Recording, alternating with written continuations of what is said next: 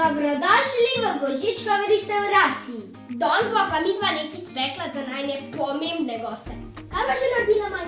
Naredila bo take pice smrečice. Jaz za sladico bo pa Rudolfovo pecivo. To si morate nujno pogledati. Tole smo že včeraj nakupili v Šparu. Tukaj so sestavine za pica smrekce, tle pa za Rudolfovo pecivo. In naprej bo naredila biskvit za pecivo.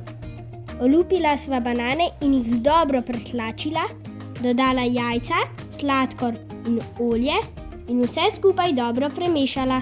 Potem sva dodala moko, kakav in pecilni prašek ter premešala. To je prvo, ja? Kako vam gre? Super! No, glede na to, da sta pa Božičkova masteršefa, mi boste sigurno znala odgovoriti na eno uganko.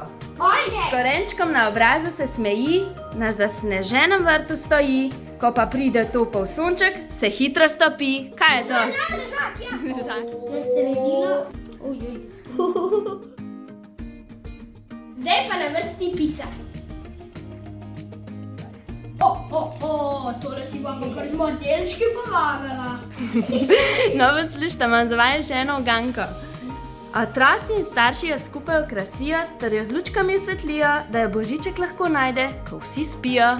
Smrečica. Smrečica. Ali pa jelka. Ali pa jelka. Ajde, dol. Ajde, hop.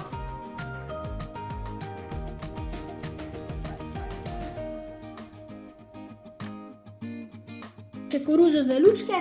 Ja. Zdaj pa najboljši del. Čokolada.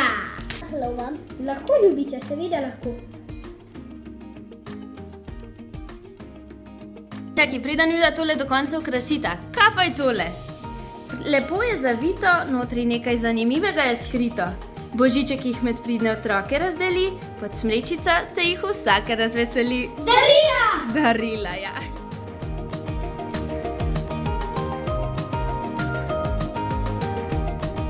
Evo, gosti so že tukaj. Zdaj jih pa samo še postrečemo.